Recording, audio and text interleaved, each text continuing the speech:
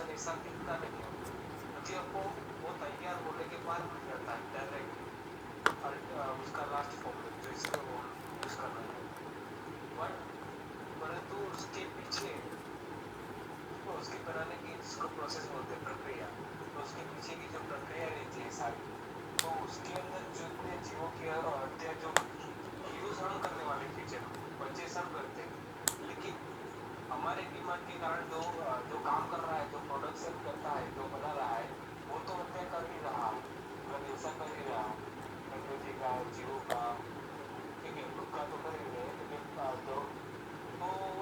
ये कितना हद तक सही रहेगा ये करना, या ये वाकई में पाप कहलाया जाएगा, मतलब एक खराब कृत्य या खराब कृत्य कहा जाएगा, या प्रकृति के अगेंस्ट किया जाएगा, ईश्वर के अगेंस्ट किया जाएगा, इससे क्या पाप हमको हो सकता है कुछ अगले जन्म में, पिछले जन्म में, कुछ ऐसा हिसाब किताब, या फिर अगर समय के अकॉर्डिंग बदलना पड़े, या अगर हमको जरूरत पड़े तो ये करना जायज़ है, मतलब कि अलाउ, मतलब प्रकृति नेचर और ईश्वर दोनों अलाउ करते हैं, तो इस बात में कितना सच है, और अगर ये वाकई में अगर पाप भी है, दूसरा सवाल ये गलत भी है, तो इसका समाधान क्या है कि इनसे कैसे फिर छूटा जाए, मतलब इसको बैलेंस कैसे किया जाए, तो ये तो मुख्य मेरे प्रश्न थे, तो अगर आप इस पर कुछ विचार दीजिए। देखिए, आपका प्रश्न कुल मिलाकर के एक ही है।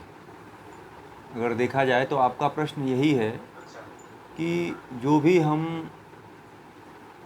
प्रोडक्ट यूज कर रहे हैं, वह प्रोडक्ट जो है कहीं ना कहीं जीवों की हिंसा से ही बन करके तैयार होकर के हमारे बीच आ रहा है।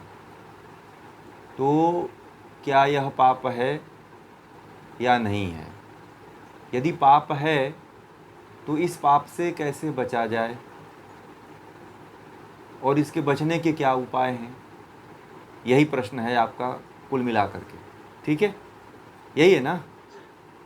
तो देखिए, सबसे बड़ी बात तो क्या है कि जो मैं आपको पढ़ाया था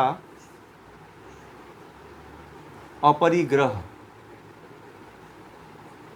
यम नियम में पढ़ाया था अपरिग्रह। अपरिग्रह पढ़ाया था कि नहीं पढ़ाया था? अपरिग्रह का तात्पर्य भी मैंने बताया था कि अपरिग्रह का मतलब क्या होता है। आपको बताया था कि नहीं बताया था?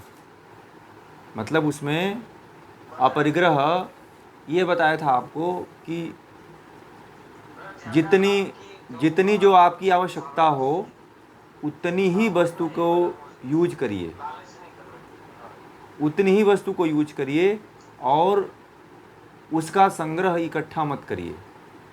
आज क्या हो रहा है कि इसका सबसे बड़ा कारण है जनसंख्या।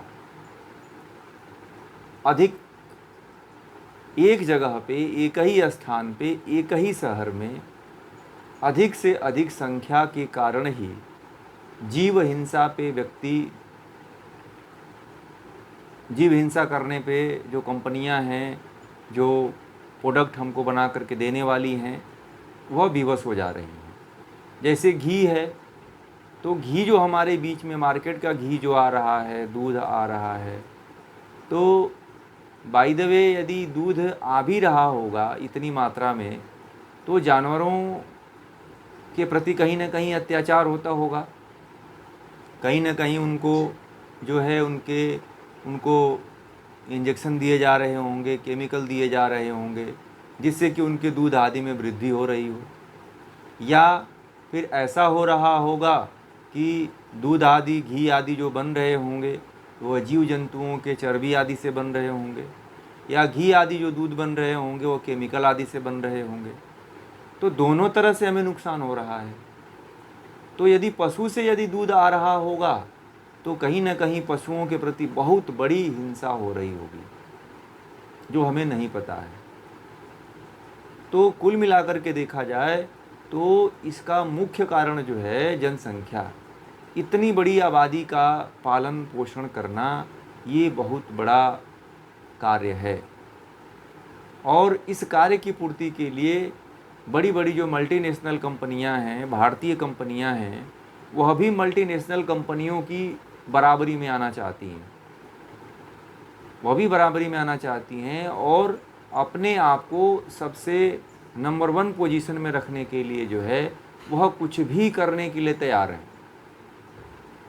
भारत की चाहे कोई भी कंपनी हो, चाहे स्वदेश देश की कंपनी हो, चाहे विदेश की कंपनी हो, उसे यदि भारत में बने रहना है, बिजनेस में बने रहना है, धंधे में बने रहना है, तो वह कहीं ना कहीं जीव हिंसा कर रही है। इसको नकारा नहीं जा सकता है। कोई भी प्रोडक्ट ऐसा नहीं है जिसमें जीव की हिंसा न की जा रही है। तो इसके पीछे जो जो प्रोडक्ट बनती है तो उसका जो बेसिक जो उसका चाहिए मटेरियल, तो वो जो सारा मटेरियल जो उसका तैयार करता है, जो पेड़ पौधे तैयार कर रहा है, तो उसमें भी जो दवा बनती है वह भी केमिकल आदि से बनती है। वह भी जीव जंतुओं के जो है उनके शरीर से लिए गए अवशेषों से बनता है, उनके मांस से बनता है, उनके खून से बनता है, उनके चर्बी से बनता है। तो कहीं ना कहीं इसमें जीवों की बहुत बड़ी हिंसा हो रही है। तो इसका एक कारण यही था कि जो हमारे ऋषि मुनि थे, आप थोड़ा सा मैं पीछे लेके चलना चाहता हूँ।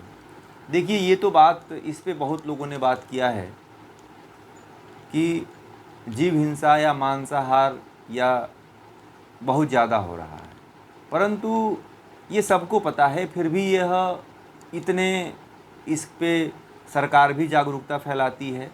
लोग भी, बहुत बड़े बड़े जो विद्वान लोग हैं, वह भी इस बारे में अपने बड़े बड़े विचार रखते हैं, परंतु मुझे लगता है कि कोई इसका सॉल्यूशन नहीं निकलता है।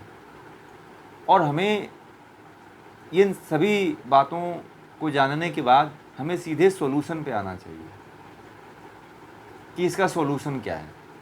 तो इसका सॉल्यूशन यही है कि लोगों के अंदर पहला की जागरूकता लाई जाए। जैसे राजीव दीक्षित भाई थे, तो वह लोगों के अंदर एक बहुत बड़ा कार्य यही किए थे कि जो है सभी के पास जाकर के वह जो है जागरूकता जो है फैलाते थे।